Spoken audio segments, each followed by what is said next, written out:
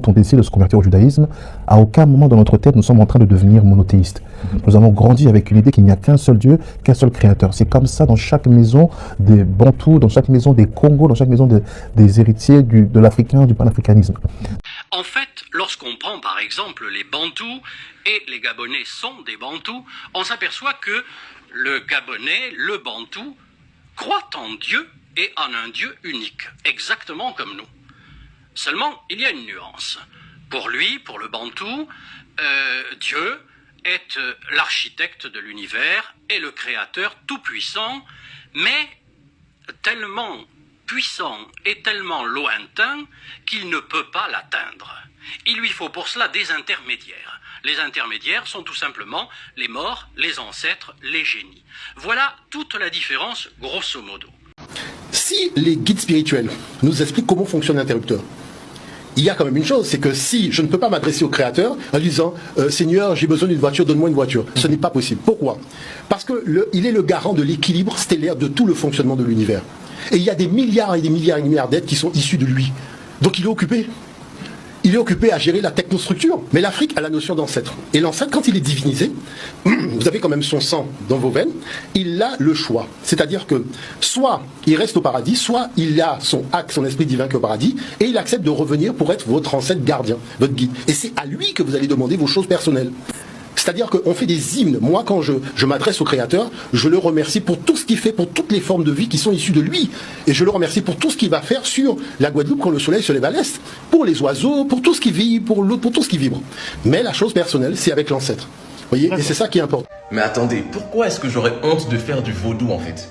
Bien sûr que je suis fier de faire du vaudou, c'est ma culture, je suis béninois et ivoirien. Bien sûr que je suis fier de faire du vaudou, c'est la culture de mes ancêtres et il n'y a rien de mal à ça. J'appelle les ancêtres, on fait des offrandes, on parle avec eux, ils nous donnent des conseils de vie, on leur fait des remerciements, ils nous apportent nos bénédictions, on parle avec nos grands-pères, nos arrière-grands-parents. Ce qui est avec nous vous dépasse. Nous sommes les personnes qui sont envoyées par nos ancêtres, protégées par nos ancêtres, sont envoyées par nos ancêtres, protégées par nos ancêtres. Ce fut le 3 avril 1484. Jour du baptême de Manisoyo, les représentants du roi Nzinga Kuvu sur la côte atlantique congolaise. La cérémonie baptismale débuta par un grand feu sur la place centrale de Soyo. À la demande expresse des missionnaires baptistères portugais, Manisoyo ordonna que soient brûlées toutes les statuettes mystiques, tous les masques et bâtonnets sacrés, tous les colliers et bracelets bienfaiteurs, toutes les figurines protectrices, toutes les reliques de la spiritualité Congo. En un mot, au bûcher tous les saints frusquins qui symbolisaient l'ancestralité pure et séculaire Congo de l'Égypte pharaonique en Banzan Congo. En vérité, ces spiritualités sont à classifier dans la rubrique de celles qui s'apparentent à la math et dont Joseph a dit « c'est la religion d'un peuple qui ne croit pas en Allah et qui nie la vie future ». Ce dont parle cet homme, n'ayant pas honte de suivre la voie de ses pères, c'est le côté que ces gens, cités en exemple, laissent en retrait.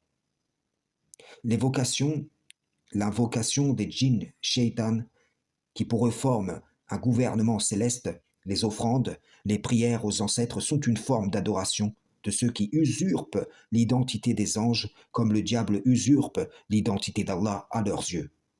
Un des hommes, n'a-t-il pas dit « Ce que vous appelez anges, nous les appelons ancêtres, mais c'est au fond pareil, chacun nomme à sa façon les composantes du gouvernement céleste. » Mais dans notre conception à nous, l'invisible, le créateur, il a son gouvernement métaphysique, que nous on appelle ancêtres, les ancêtres primordiaux. Au Bénin, on va appeler les Vaudouza. Les Vaudouza, que ailleurs dans le culte buti, on appellera autrement, que comment dirais-je, les Yoruba vont appeler des Orishas, etc. Que si vous acceptez cela, le diable banni et sa cavalerie régneront sur vous, que vous prétendiez être musulman ou non.